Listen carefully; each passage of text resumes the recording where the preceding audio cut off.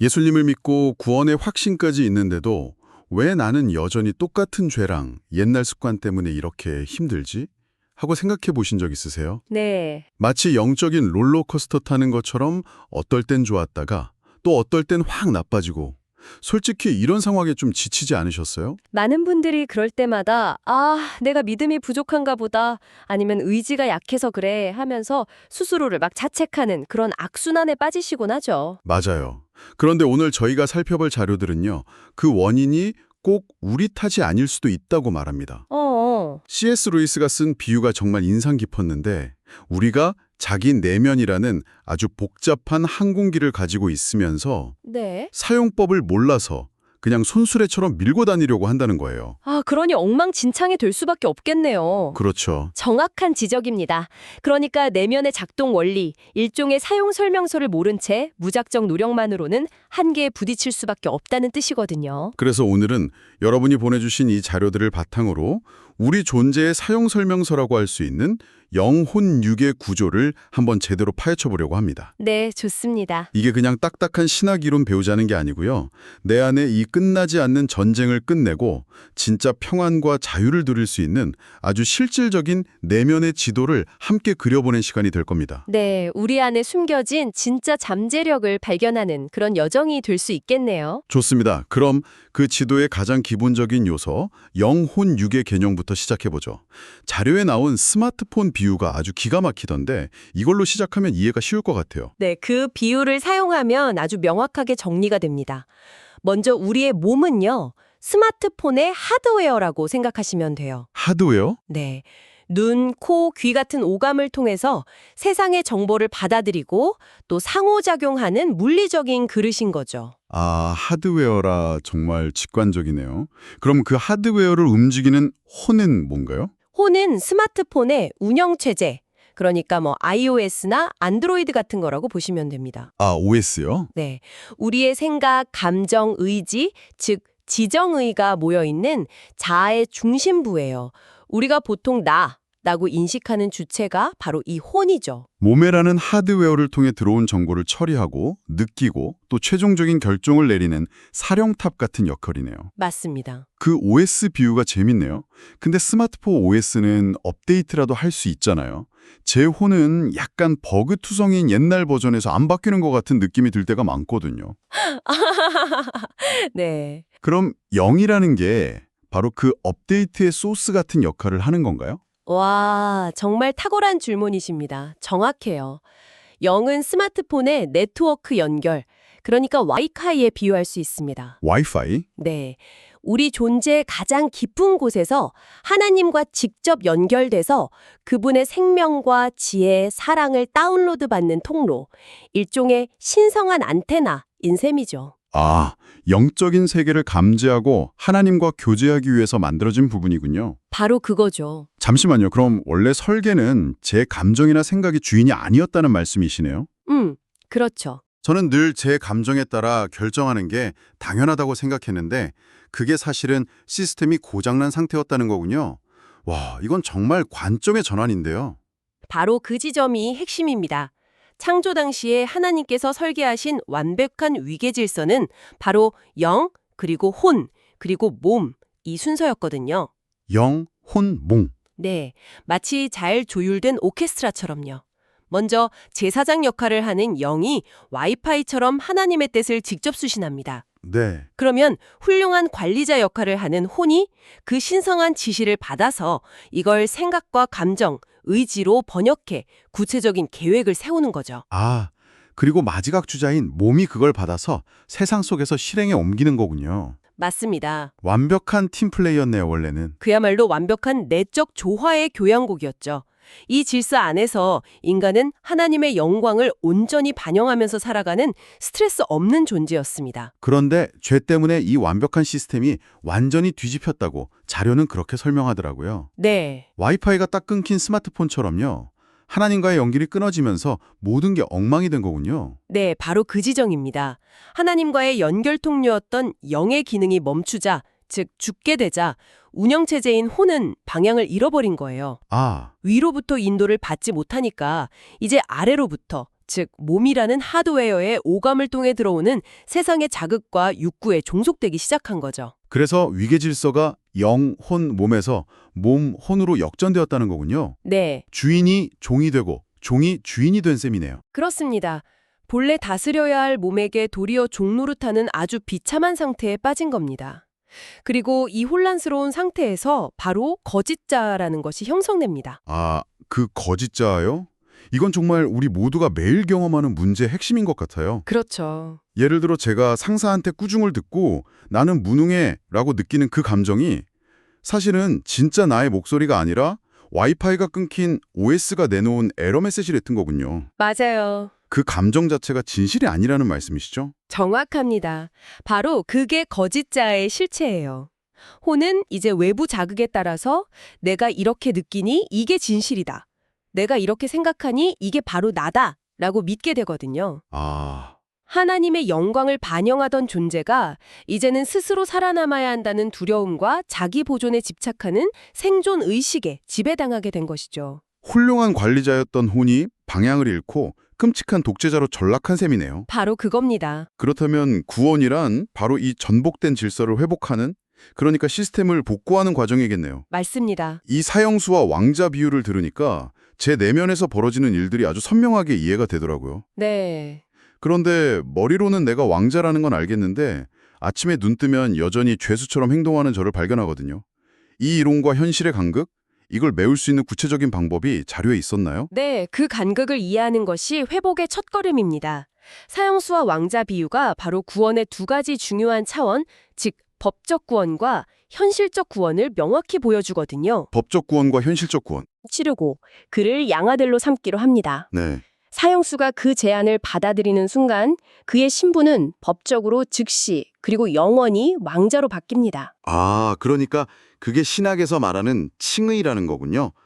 법정에서 무죄 하고 땅땅 선고하는 것처럼 내 법적인 신분이 죄수에서 왕자로 한순간에 바뀌었다는 개념이네요. 맞습니다. 제가 어떻게 느끼든 상관없이 말이죠. 그렇죠. 이것이 우리가 예수를 믿을 때 단번에 일어나는 영의 구원입니다. 즉각적이고 단회적인 사건이죠. 하지만 현실적 구원은 전혀 다른 이야기입니다. 법적으로 왕자가 되었어도 수십 년간 몸에 밴 그 죄수의 습관들 있잖아요. 아, 있죠. 거친 말투나 이기적인 생각, 남을 의심하는 버릇 같은 것들이요? 네. 그런 것들은 하루아침에 사라지지 않죠. 그렇죠. 여전히 간방 동기들 만나러 가고 싶고 밥도 막 허겁지겁 먹을 테고요. 왕족의 품위를 배우고 낡은 죄수복을 벗어던지는 훈련이 반드시 필요하겠네요. 바로 그겁니다. 그것이 바로 우리의 혼의 구원, 즉 신학적으로 성화라고 부르는 과정입니다. 성화. 네, 평생에 걸쳐 이루어지는 점진적인 변화의 과정이죠. 그래서 자료는 이렇게 명쾌하게 정리를 합니다. 우리의 영은 이미 왕궁에 들어갔지만 우리의 혼과 몸은 아직 죄수의 습관을 버리는 훈련소에 있다고요. 와, 정말 명쾌한 정리네요. 제 안의 혼란이 바로 이것 때문이었군요. 네네. 영은 이미 구원받아서 왕자인데 혼은 여전히 죄수의 습관대로 살려고 하니까 그 사이에서 전쟁이 벌어지는 거였어요. 맞습니다. 그리고 마지막 단계가 그리스도께서 다시 오실 때 우리의 몸이 영광스럽게 변화되는 몸의 구원, 즉 영화인 거고요. 네, 맞습니다. 이처럼 구원은 영에서 시작해서 혼의 과정을 거쳐 몸의 영화로 완성되는 전인적인 회복의 여정입니다. 그렇군요. 그러니까 우리가 겪는 내적 갈등은 실패의 증거가 아니라 이 성화 과정이 아주 정상적으로 진행되고 있다는 증거인 셈이죠. 아, 갈등이 있다는 것 자체가 제가 포기하지 않고 싸우고 있다는 뜻이네요. 그렇죠. 자, 그럼 이제 가장 중요한 부분입니다. 이 내면의 전쟁에서 승리하기 위한 아주 구체적인 5단계 실천 훈련법을 자료에서 제시하고 있더라고요. 네, 이 훈련은 거짓자가 우리를 속이는 3단계 논리, 그러니까 인식, 동일시, 정당화요. 네, 맞습니다. 인식, 동일시, 정당화, 이 고리를 끊어내는 아주 실제적인 방법입니다. 화가 나네? 인식. 그래, 난 화가 났어. 난 원래 이런 사람이야. 동일시. 저 사람이 잘못했으니까 내가 화내는 건 당연해. 정당화. 이 흐름을 깨는 거죠. 이 원리를 구약의 2마리 염소 비유에서 가져온 거라고 하던데 그건 좀 생소했어요. 그게 어떻게 연결되는 거죠? 그게 아주 실용적인 연결고리입니다. 대속제일에 사용된 두 마리 염소는 각각 다른 역할을 했어요. 네. 첫 번째 염소는 피를 흘려 죽음으로써 죄의 대가를 치르는 역할, 즉 법적인 문제를 해결합니다. 이것이 예수님의 보혈을 상징하죠. 아, 그런데 여기서 끝나지 않아요. 두 번째, 아사셀 염소는 모든 죄를 짊어지고 광야로 떠나보내져서 우리 삶에서 죄의 영향력 자체를 제거하는 것을 상징합니다. 와, 그러니까 두 가지가 다 필요하다는 거네요. 맞습니다. 단순히 죄책감을 없애는 것, 그게 첫 번째 염소 역할이고 네. 내 안에서 그 문제를 계속 곱씹는 습관 자체를 의지적으로 끊어내는 것, 그게 두 번째 염소군요. 정확합니다. 정말 강력한 훈련이죠. 그럼 1단계부터 차근차근 살펴보죠. 1단계는 인식과 분리입니다. 영어로는 recognize and detach. 분노나 두려움, 열등감 같은 부정적인 감정이 불쑥 올라올 때 그걸 즉시 알아차리는 겁니다. 알아차리고. 네. 그리고 의식적으로 선언하는 거죠. 지금 내 혼이 또 거짓말을 시작했네. 하지만 이건 진리가 아니고 진짜 나도 아니야 라고요. 감정에 휩쓸리는 대신 한 걸음 떨어져서 그걸 객관적으로 관찰하는 연습이군요. 바로 그겁니다. 감정과 나를 동일시하지 않는 게 첫걸음이에요. 나는 화가 난다가 아니라 내 안에서 화라는 감정이 일어나고 있구나 하고 보는 거죠. 네네. 그 다음은요? 2단계는 회개와 적용, repent and apply입니다. 그 거짓된 감정을 진실이라고 믿었던 것을 회개하고 첫 번째 염소이신 예수님의 보혈이 이미 모든 죄의 대가를 치렀음을 선포하고 그 은혜를 자신에게 적용하는 겁니다. 이 감정 때문에 내가 정죄받을 필요가 없다. 예수님이 이미 값을 치르셨다라고 선포하는 거군요. 네, 죄의 법적인 문제가 해결되었음을 다시 한번 확인하는 거죠. 그리고 3단계는 아사셀 염소, 즉 두 번째 염소와 관련이 있겠네요. 맞습니다. 3단계는 떠나보내기, release and banish. 솔직히 3단계가 가장 어려울 것 같아요. 떠나보내기라니요. 걱정하지 말아야지 하고 결심하면 오히려 그 걱정이 더 선명하게 떠오르던데요. 네, 맞아요. 이건 마치 코끼리는 생각하지 마 라고 말하는 것 같네요. 허허, 정말 그렇죠. 그래서 의지적인 결단이 필요합니다. 아사셀 염소처럼 그 부정적인 생각과 감정을 더 이상 묵상하지 않기로 결정하고 예수의 이름으로 그것을 내 안에서 광야로 쫓아내는 상상을 하는 겁니다. 아, 계속 곱씹고 분석하는 것을 의지적으로 멈추는 거군요. 네, 그냥 비워두면 다른 걱정이 또 들어올 수 있으니까. 맞아요. 그래서 4단계가 필수적입니다. 바로 말씀으로 채우기, refill with the word입니다. 비워진 마음에 의도적으로 진리의 말씀을 채워넣는 거네요. 네, 하나님은 나를 사랑하신다. 나는 그리스도 안에서 새로운 피조물이다. 내게 능력 주시는 자 안에서 내가 모든 것을 할 수 있다 같은 진리를 소리내어 읽거나 묵상하면서 마음에 심는 겁니다. 마지막 5단계는 아마 가장 중요하면서도 가장 어려운 단계일 것 같은데요. 네, 5단계는 반복과 지속, repeat and persevere입니다. 나는 날마다 죽노라 고 고백했던 사도 바울처럼 이 영적 훈련을 일회성 이벤트가 아니라 매일의 삶 속에서 감정이 올라올 때마다 꾸준히 반복하는 것입니다. 근육을 키우는 것과 똑같군요. 맞습니다. 처음엔 어색하지만 반복할수록 쉬워지고 강력해지죠. 이 모든 과정에서 가장 중요한 첫걸음은 결국 내 안에서 들려오는 두 가지 목소리를 분별하는 훈련이겠네요. 네, 자료에 이 두 목소리의 특징이 명확하게 비교되어 있더군요. 맞습니다. 우리 안에는 항상 두 가지 목소리가 있습니다. 먼저 혼의 목소리는 아주 긴급하고 극적이며 불안과 두려움을 일으키는 특징이 있어요. 아, 외부 환경에 따라 쉽게 변하고 큰일 나면 어떡하지, 너는 역시 안 돼 같은 생각으로 우리를 구석으로 몰아붙이죠. 방금의 영의 목소리는 조용하고 평화로우며 변치 않는 확신을 준다고요. 그렇습니다. 폭풍우 속에서도 배 밑바닥에서 주무시던 예수님처럼 환경을 초월하는 내적인 평안을 동반합니다. 그리고 하나님의 성품과 진리에 기반을 두죠.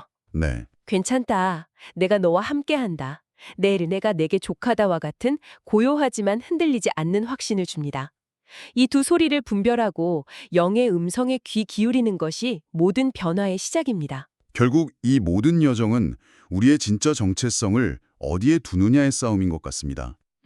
계속 실패하고 감정에 흔들리는 혼, 즉 죄수의 습관에 나를 두는 것이 아니라 이미 그리스도와 연합해서 완전하게 된 영, 즉 왕자의 신분에 나의 진짜 정체성을 두는 훈련이네요. 바로 그것입니다. 그리고 가장 중요한 것은 이 싸움은 우리 힘으로 하는 것이 아니라는 점이에요. 아, 자료는 갈라디아서 2장 20절을 인용하면서 아주 중요한 관점의 전환을 제시합니다. 이것이 우리의 믿음으로 싸우는 것이 아니라 우리 안에 계신 그리스도의 믿음, 즉 그분의 신실함으로 싸우는 것이라고 말합니다. 아, 그러니까 제가 믿음을 쥐어 짜내서 이겨내는 게 아니라는 말씀이시군요. 맞습니다. 우리는 믿음의 생산자가 아니라 우리 안에 선물로 주어진 그 위대한 믿음을 관리하고 나타내는 믿음의 청지기일 뿐입니다. 믿음의 청지기. 내가 믿는 게 아니라 내 안에 계신 그리스도의 신실하심이 나를 통해 나타나도록 내 자리를 내어드리는 거죠.